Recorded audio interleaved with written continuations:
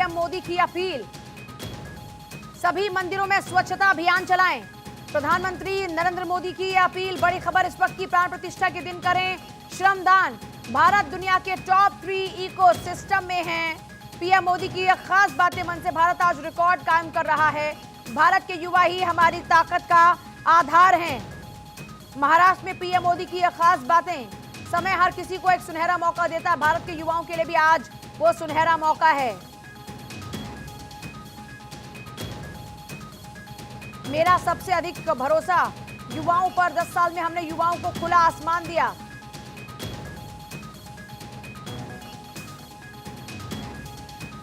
और देखिए, आधुनिक शिक्षा पर विशेष जोर दे रहे हैं। युवाओं को कई देशों के साथ समझौतों का लाभ हुआ। पीएम मोदी एक तरफ अयोध्या में भव्य राम मंदिर के अभिषेक समारोह से ठीक 10 दिन पहले अपने अनुष्ठान का शुभारंभ करते हैं काला राम मंदिर से। प्रभु राम के जीवन में इसका बहुत महत्व है। महाराष्ट्र का दौरा, युवाओं को साधने की कोशिश की। युवाओं को साधने के साथ ही पीएम मोदी ने 1.5 किलोमीटर लंबा रोड शो, 11 दिन का विशेष अनुष्ठान, मंदिर प्रांगण में कीर्तन, स्वामी विवेकानंद को नमन, काला राम मंदिर में पूजा अर्चना की। ये तस्वीरें आप देख रहे हैं। 22 जनवरी को अयोध्या में रामलला की प्राण प्रतिष्ठा से पहले 11 दिवसीय अनुष्ठान करेंगे पीएम मोदी। अपने 11 दिवसीय अनुष्ठान की शुरुआत नासिक में काला राम मंदिर में पूजा अर्चना के साथ की। यहाँ पर भजन कीर्तन किया। मंदिर नासिक के पंचवटी क्षेत्र में गोदावरी नदी के किनारे स्थित है। अयोध्या में भव्य राम मंदिर के अभिषेक समारोह से ठीक 10 दिन पहले पीएम मोदी का स्थान पर आना, अपने 11 दिवसीय विशेष अनुष्ठान का शुभारंभ यहाँ से करना, इसका भी महत्व है क्योंकि प्रभु राम के जीवन में इसका बहुत महत्व है। रामायण काल से जुड़े महत्वपूर्ण स्थानों में पंचवटी का विशेष स्थान है। माना यह जाता है कि यहाँ पर उस दौर की कई महत्वपूर्ण घटनाएं घटी थी। भगवान राम ने माता सीता और भाई लक्ष्मण के साथ अपने 14 साल के वनवास के दौरान पंचवटी क्षेत्र में स्थित दंडकारण्य वन में कुछ साल बिताए। पंचवटी नाम का अर्थ है 5 बरगद के पेड़ों की भूमि। पौराणिक कथाओं में इस बात का जिक्र है कि प्रभु राम ने पंचवटी में ही अपनी कुटिया स्थापित की थी क्योंकि 5 बरगद के पेड़ों की उपस्थिति ने इस क्षेत्र को शुभ बना दिया था। अयोध्या में भव्य राम मंदिर के अभिषेक समारोह से ठीक 10 दिन पहले पीएम मोदी का स्थान पर आना, अपने 11 दिवसीय विशेष अनुष्ठान का यहां से शुभारंभ करना, इसका महत्व प्रभु राम के जीवन में क्योंकि इसका महत्व है इसलिए और ज्यादा बढ़ जाता है। तो देखिए, पीएम मोदी ने युवाओं को साधने की कोशिश की। पीएम मोदी ने अपना जो अनुष्ठान है 11 दिन का, उसका आगाज यहां से किया। 1.5 किलोमीटर लंबा रोड शो किया, 11 दिन का विशेष अनुष्ठान, स्वामी विवेकानंद को नमन किया। तो आज का दिन बेहद खास रहा। और देखिए, 2024 का चुनाव बेहद करीब है। ऐसे में लगातार प्रधानमंत्री नरेंद्र मोदी, भारतीय जनता पार्टी के तमाम पदाधिकारी लगे हुए हैं। और अब क्योंकि देखिए, राम मंदिर को लेकर भी एक पूरा ऑडियो संदेश पीएम मोदी ने जारी किया। इसमें उन्होंने बताया कि जब वो गर्भगृह में प्रवेश करेंगे तो ये जो हमारी आबादी है 150 करोड़ की, वो मेरे साथ होगी। जिस दौरान मैं अंदर प्रवेश करूंगा, सभी की आत्मा, सभी की जो भक्ति है, जो भाव है, वो मेरे साथ होगा। उन्होंने कहा, जब देखिए एक वीडियो संदेश उन्होंने जारी किया, अयोध्या में रामलला की प्राण प्रतिष्ठा में केवल 11 दिन बचे हैं और ये मेरा सौभाग्य है कि इस पुण्य अवसर का साक्षी बनूंगा। प्रभु ने मुझे प्राण प्रतिष्ठा के दौरान सभी भारतवासियों का प्रतिनिधित्व करने का निमित्त बनाया है। इसे ध्यान में रखते हुए आज से 11 दिन का विशेष अनुष्ठान आरंभ कर रहा हूं और आप सभी जनता जनार्दन से आशीर्वाद का आकांक्षी हूं। इस समय अपनी भावनाओं को शब्दों में कह पाना बड़ा मुश्किल है, लेकिन मैंने अपनी तरफ से एक प्रयास किया है। अब देखिए, पीएम का ये जो 11 दिवसीय अनुष्ठान है, इसका महत्व क्या है। हिंदू शास्त्रों में ये मान्यता है कि किसी भी देवता की मूर्ति की जब प्राण प्रतिष्ठा की जाती है तो एक विस्तृत अनुष्ठान होता है। कुछ विशिष्ट नियम निर्धारित है जिनका समारोह से पहले पालन करना आवश्यक होता है। श्री राम जन्मभूमि तीर्थ क्षेत्र ट्रस्ट की ओर से पीएम मोदी को रामलला की प्राण प्रतिष्ठा समारोह में बतौर मुख्य यजमान आमंत्रित किया गया, यानी पूरे अनुष्ठान को संपन्न वो करवाएंगे। उन्होंने अपने व्यस्त कार्यक्रम और जिम्मेदारियों के बावजूद सभी रीति रिवाजों का सख्ती से पालन करने का फैसला किया है। परिणाम स्वरूप जब 11 दिवसीय अनुष्ठान का आगाज हुआ है तो वो पहुंचे काला मंदिर, यहाँ पर भजन कीर्तन करते भी नजर आए।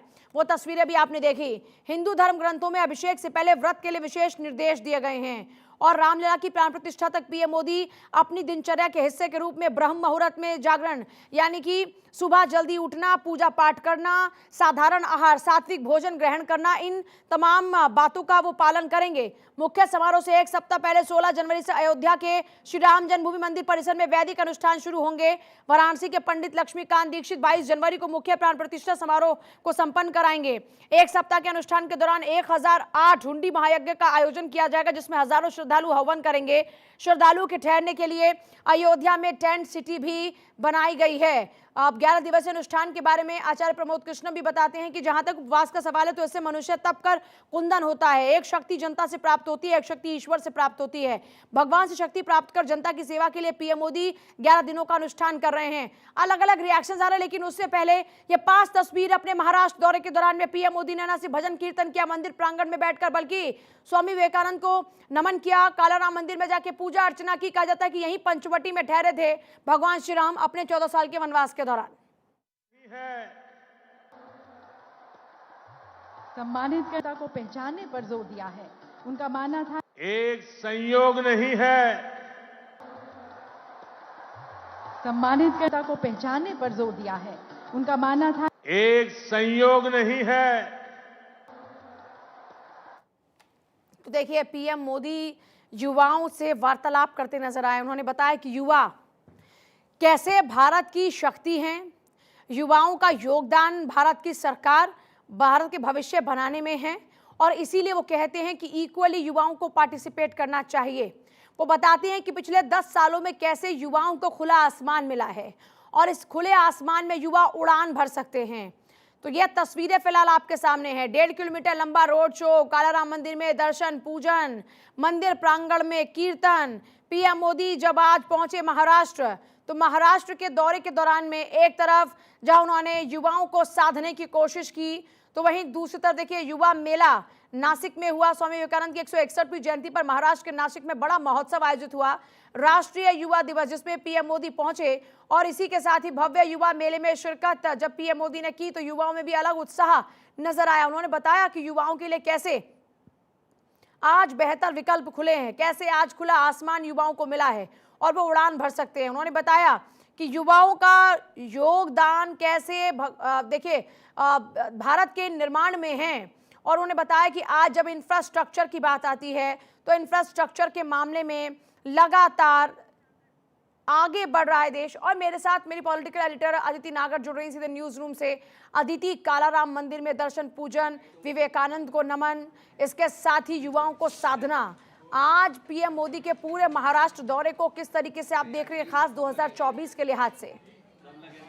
देखिए, महाराष्ट्र पे लगातार निगाहें टिकी हुई थी पिछले लगभग अगर बात करें 2 साल से। जिस तरह से उठा पटक रही, जिस तरह से सुबह 5 बजे शपथ लेने के साथ साथ सरकारें आई गई, अगाड़ी गठबंधन हुआ, लगातार महाराष्ट्र पे नजरें टिकी हुई थी। लेकिन 2 दिन पहले जो हुआ, 2 दिन पहले जब स्पीकर ने अपना फैसला सुनाया कौन सी होगी असली शिवसेना, तभी कह दिया गया था और ये आरोप लगा दिए गए थे कि जिस तरीके से खास तौर पर यह था कि प्रधानमंत्री नरेंद्र मोदी 2 दिन बाद महाराष्ट्र के दौरे पर हैं, तो कहीं ना कहीं विपक्ष का यह आरोप था कि ये तय है कि अगाड़ी गठबंधन को पीछे किया जाएगा, सरकार बनी रहेगी और खास तौर पर वो 17 विधायक हैं, उनकी भी किसी भी तरह पे उन पे कोई भी आंच नहीं आने वाली। अब आप देखिए, भले ही विपक्ष ने कोई भी आरोप लगाया हो, महाराष्ट्र बहुत ज़्यादा टेक्निकल जो है स्टेट है। अब उसको समझते हैं क्यों, लेकिन उससे पहले प्रधानमंत्री नरेंद्र मोदी के बयानबाजी सुनते हैं। एक तो पोस्टर बॉय नरेंद्र मोदी ने, एनडीए के पोस्टर बॉय नरेंद्र मोदी ने यह तय कर लिया है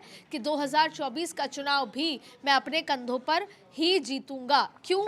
अक्सर ये होता है कि जो जितने भी सांसद हैं, मंत्री हैं, विधायक हैं, नेता हैं, संगठन के नेता हैं, वो राज्यों में जाते हैं, चुनाव प्रचार और चुनाव की तैयारियां करते हैं। नरेंद्र मोदी एक रोड शो करते हैं, एक रैली करते हैं, आ जाते हैं। लेकिन इस बार प्रधानमंत्री नरेंद्र मोदी ने छप्पड़ फाड़कर वोट लेने के तरीके में ये बदलाव किया है कि वो हर राज्य में 2-2 दिन जा रहे हैं और उनकी 2024 की तैयारी शुरू हो चुकी है। अब इसमें आप साउथ कह लें, केरला कह लें, राजस्थान कह लें और अब महाराष्ट्र की बात है, गुजरात वो होकर आ गए हैं।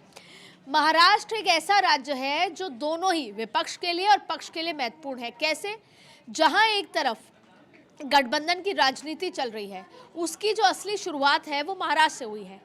एनसीपी और कांग्रेस तो साथ थे, लेकिन शिवसेना साथ चली गई थी और अब इसी को रेप्लिकेट करने की पिछले 6 महीने से कोशिश हो रही है कि हर राज्य में, जैसे कि सपा बसपा एक बार साथ थे, उनका मामला बना नहीं, वैसे ही अगर हम बिहार पे चले जाएं तो लालू और नीतीश साथ आए कि भाई रीजनल पार्टी एक साथ हो जाए और भारतीय जनता पार्टी के अगेंस्ट आ जाए। अब उसमें कितनी दाल गल रही थी अभी तक और कितनी दाल आगे गलेगी, ये तो आने वाला वक्त बताएगा। लेकिन आज यहाँ से युवाओं को आह्वान करते हुए और साफ साफ हो गया है कि युवा ही 2024 का वो कोड है।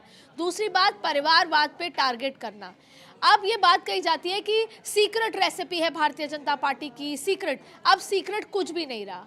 किसको चुनाव में उतारेंगे, कैसे उतारेंगे, कहां पर कितना मार्जिन है, वहां पर कितने मंत्री उतारे जाएंगे, दिग्गज चेहरे उतारे जाएंगे, और साथ में युवा, महिला, किसान, इनको आगे किया जाएगा। इसके साथ साथ अब अगर किसी को ये समझना है कि भारतीय जनता पार्टी, नरेंद्र मोदी किस दिशा में चुनाव को आगे ले जा रहे हैं, तो प्रधानमंत्री मोदी के मुंह से निकले हुए हर एक शब्द को समझना होगा। आज युवाओं की बात की और परिवारवाद, कहीं ना कहीं 2024 में, कहीं ना कहीं नहीं, 2024 में ये दो बड़े प्रमुख मुद्दे रहने वाले हैं। एक युवा, क्योंकि बहुत भारी भरकम मात्रा में इस बार नए वोटर्स जुड़ने वाले हैं, तौर पर। और भारतीय जनता पार्टी का फोकस है लाभार्थियों को बढ़ाना, नए वोटर्स को अपने साथ जोड़ना, और उस कड़ी में ये बेहद महत्वपूर्ण बयान है जो आज प्रधानमंत्री नरेंद्र मोदी ने महाराष्ट्र से दिया है। और सीधा सीधा ये बता देना कि किस तरीके से परिवारवाद, चाहे फिर वो एनसीपी में रहा हो, शिवसेना में रहा हो, कांग्रेस में रहा हो, उसके खिलाफ अब भारतीय जनता पार्टी खड़ी है। परिवारवाद को आगे नहीं किया जाएगा। एक साधारण व्यक्ति भी मुख्यमंत्री बन सकता है और अलग तरीके की राजनीति होगी। अदिति, बहुत शुक्रिया आपका फिलहाल पूरी जानकारी के लिए। देखिए, महाराष्ट्र को लेकर और देश की राजनीति को लेकर पीएम मोदी का विजन क्लियर है। अदिति ने बड़ी खूब बात यहां पर कही कि महाराष्ट्र पर लगातार फोकस था। भले ही गठबंधन में इस वक्त सरकार चल रही हो, लेकिन पार्टी का पूरा फोकस ये है कि महाराष्ट्र में जब अभी लोकसभा का चुनाव लड़ा जाए तो ज्यादा से ज्यादा सीटें यहां से जरूर निकाली जाएं। और अब देखिए, महाराष्ट्र को पीएम मोदी ने कई गिफ्ट भी दिया, कई उपहार दिए हैं, और सबसे बड़ी बात कि युवाओं के साथ में उन्होंने बात की है।